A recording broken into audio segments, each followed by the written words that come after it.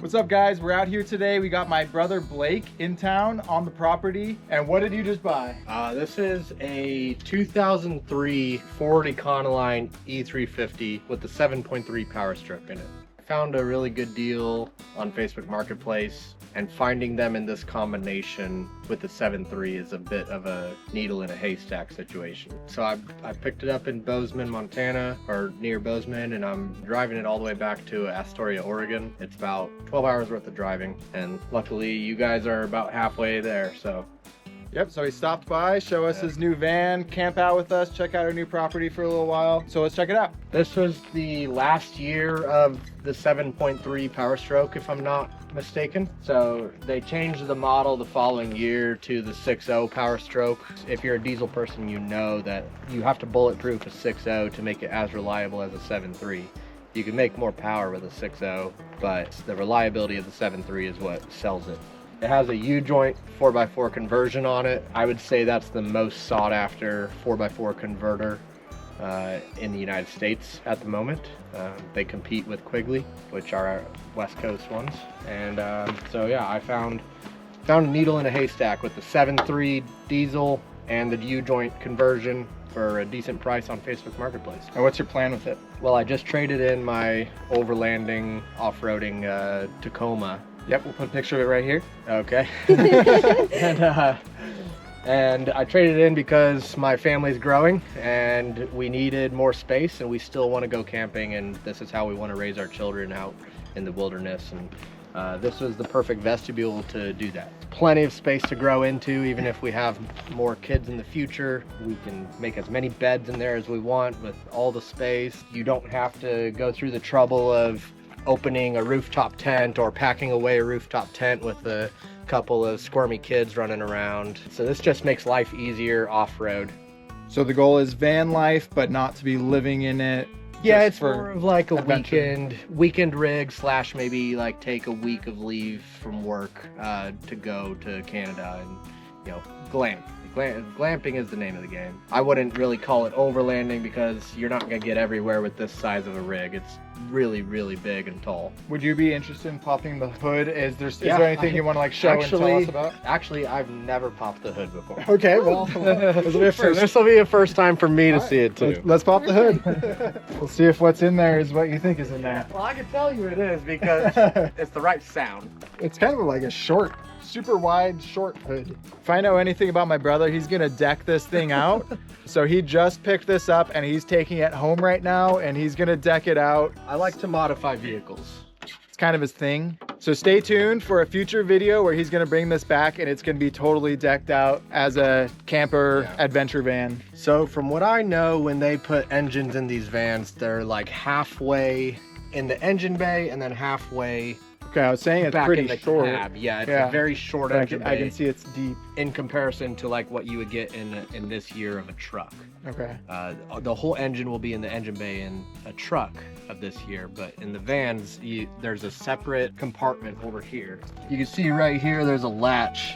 And I imagine once you undo that latch and take a couple of these plastic portions out, you can then access the rear, pop open. the rear of the engine, which I'm pretty sure the turbo and the downpipe is back there. And then this whole plastic part will probably come off. I've seen photos of it. I've yet to do it, but I imagine I will eventually.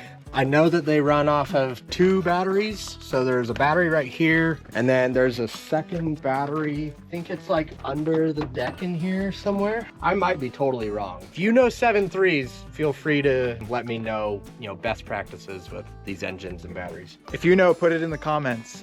There is actually a third battery in this truck though. I'll show it to you from the back. So right here, there's a tire swing out that it came with. Pretty nice, a little button to swing it out like this. And then doors open behind me. So there's a problem on this truck specifically. The doors are quite difficult to open. All the hinges are a bit frozen. So I imagine in the near future, I'm gonna be removing all the doors, cleaning them up, getting them to open and close properly. There's a third battery right here. It's a house battery. It's a Renogy lithium iron phosphate 170 amp hour battery. Yeah, you have your controller for the battery, your disconnects right there for the battery. Basically all that is for currently is for this diesel heater that came installed on the van. I don't really know all the specs about it. I know that it's a 2.2 watt diesel heater.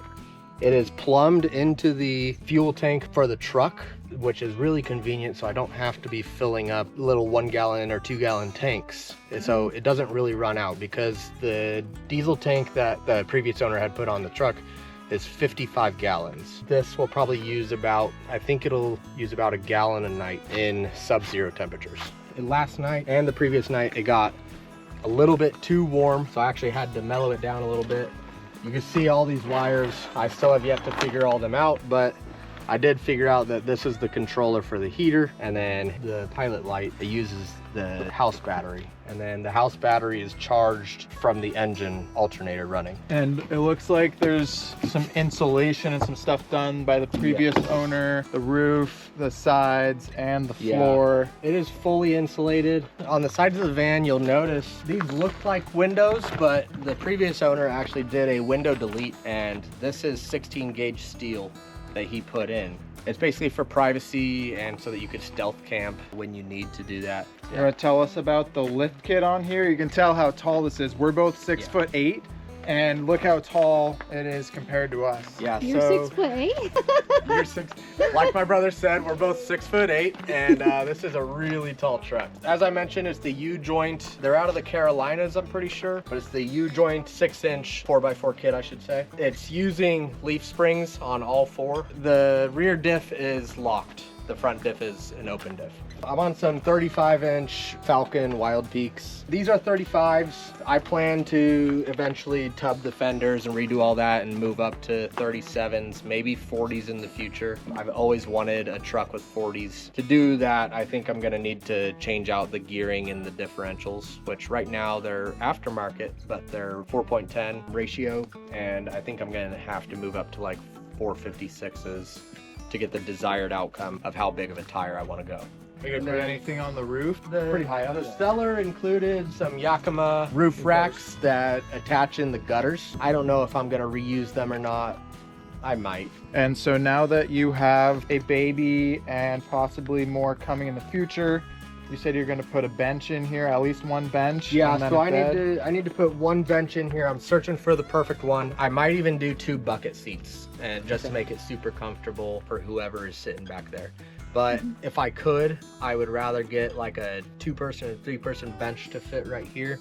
One that can lay down and convert into a bed, so that when my kids in the future want to have some place to sleep, then that would be like the perfect spot. I want to build a queen bed in the back, storage underneath, storage above. This is just this is my setup just to get home. I just got a cot from Costco, and I brought my sleeping bag. Tell us about the entire conversion that you're planning in here. The top of the bed will probably be up pretty tall, probably like halfway right here. And then it's probably gonna go all the way to the back. And I want it lengthwise this way. So this battery and the diesel heater, the rear AC, will all be below that bed. In front of that bed, I will have the 2 or 3-person bench with seat belts and everything, and probably car seats.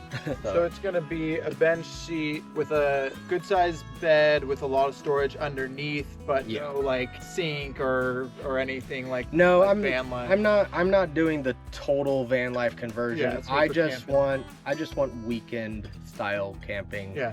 Comfortable. Like comfortable camping. Yeah. That's really all I'm looking for. I'm not trying to live out of the van, because this is going to be my daily driver as well. And people might laugh at that because they're like, oh, it's going to get terrible mileage. It has the biggest diesel engine you could get for a passenger van like this. But when I drove from Bozeman to here and I calculated it out, it got 16.9 miles to the gallon. So it's a lot better than I thought it would do. Better than your Tacoma. And oh yeah, my 04 Tacoma with the 3.4 V6 in it, it got about 12. So to the front, you could see that this seat is on a swivel. It's a common modification for these style vans. So you could have this bench here with your kids sitting here, and you could swivel the seats around and eat lunch with everybody. You could even maybe set up a little table in the middle. It opens up the space a lot. Currently, the passenger seat has the swivel. The driver's seat does not. So my modification is just going to be that I want to put a swivel on the driver's seat. It has this little bar right here, and basically you get it started and then twist, twist, twist, pull it forward a little bit, and then now you're sitting back. You recline it, take a nap here at a truck stop if you want. This is where I ate my lunch on the road yesterday with the 2 doors open and just sat here and enjoying the nature. Now I just need this one to swivel. Yeah, so you and the wife can just sit here and chill and... I think if there's one person more excited about this truck than I am, I think it's my wife. She's gonna love it. Yeah, your dog's gonna love it too. Yeah. Oh yeah. Lots of space. Yeah. Lots more space than my Tacoma had. Yeah, that back seat was tight. I plan to do like a double din stereo. It already is tuned. It has a DP tuner just with some standard tunes in it that I think will be good enough for the years to come. I might eventually change it out. I don't know. This is where I'm storing all my insulated window shields right now. It's basically for privacy and to keep the warm air in and the cold out. So these are all insulated. They're by Heat Shield, but they're all serialized and cut out properly for this van. So you just pop it in there, push it on, and it stays there. It doesn't let any of the light in, so I get to sleep in. So is it like pitch black in here? Not pitch black when the sun comes up, but it's dark enough to keep sleeping for sure. And privacy. Yeah. And it sticks by these little suction cups. This double door is awesome, by the way. Oh, yeah. Such a good little entryway here. Yep. For the outside modifications, I already told you about the bigger tire size that I want to go to. I also want to do sway bar disconnects on the front and rear. That'll allow more flex off-road. And then I plan to do a big awning. I'm not sure if I want to do a awning, just a 90-degree awning, or if I want to do one of those pull-outs that go all the way around. Yeah, they're called 270 awnings. There's a bunch of companies that make them now. On the sides, you've already seen it was included that they have 2 traction boards on each side with these convenient mounts. This is mounted to one of those 16 gauge steel windows, or window deletes I should say. But you could, like, let's say you wanted roto packs on there, you can just take these and fashion them to roto packs instead of this traction board. Oh yeah, I'm gonna do bumpers obviously. Like that's one of my first things, bumpers and lights. You put like a winch on the front or anything? Yeah, the front bumper should have a winch on it. With this big of a vehicle and how heavy it is, I think I'm gonna have to go with like a 16,000 pound winch. So I don't think the Apex Badlands winch is gonna be enough. And what kind of suspension are you working with? So I already told you it has leaf springs on all 4 corners, but it also has King shock with resis on all 4 corners as well. I also have a King steering stabilizer down here. You can see it in the blue. But I believe all the King shocks are 2.5s. Has disc brakes on all 4 corners as well. This front axle is a Dana 50 driver side drop, and then the rear is a Sterling 10.5. It has airbags in the rear. Right now they're only pumped up to 5 PSI each. You're not supposed to run them empty, otherwise they'll pop. Planning on like just rhino lining this bottom part. I'll probably rhino line to here, like up to this line all the way around the truck. And I think I have some rust prevention and stuff to do on the top of the truck, so that'll take up most of my painting time. All right, let's get it started. Hear her purr.